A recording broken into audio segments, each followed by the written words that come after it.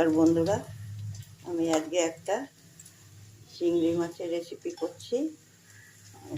আলু কেটে নিয়েছি আর একটু ফুলকপি ছিল আমার, একটু ফুলকপিটাকেও একটু ভেজে নিয়েছি, ছোট্ট ফুলকপি একটা। তার সাথে আমি এরকম ধনে পাতার একটু রুট নিয়েছি, নিয়ে আমি আজকে এই চিংড়ি মাছটা করব। আমি কড়াতে সর্ষের তেল দিয়ে জিরে ফোড়ন দিয়েছি, এর মধ্যে হাফটা টমেটো আছে আর দুটো পেঁয়াজ আছে। এটাকে একটু ভাজা হয়ে গেছে, নুন দিয়ে ভেজেছি। এর মধ্যে আমি ধনে পাতার রুটগুলো দিয়ে দিচ্ছি। ধনে পাতার রুট দিলে কিন্তু তরকারিতে ভালো একটা স্মেল আছে।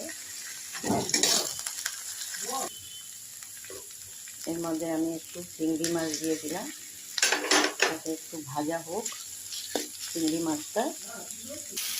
চিংড়ি মাছটা দেখুন আমার ভাজা হয়ে গেছে। এর মধ্যে আমি একটু গুঁড়ো মশলা অ্যাড করছি।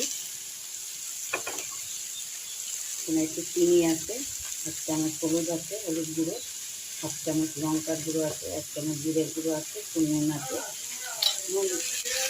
নুনটা তো আমার ভাজার মধ্যে একটু দেওয়া আছে, আর পেঁয়াজে দেখুন আমার মশলাটা কষানো হয়ে গেছে। কষানো রেখে এর মধ্যে আমি আলু আর ফুলকপিটা দিয়ে দিলাম। আলু ফুলকপি ভাজাই আছে, এর মধ্যে আমি একটু জল দিয়ে দেবো।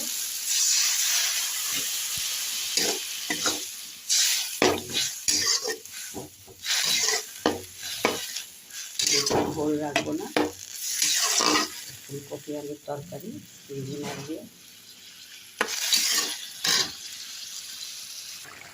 দেখুন আমার ঝোলটা হয়ে গেছে।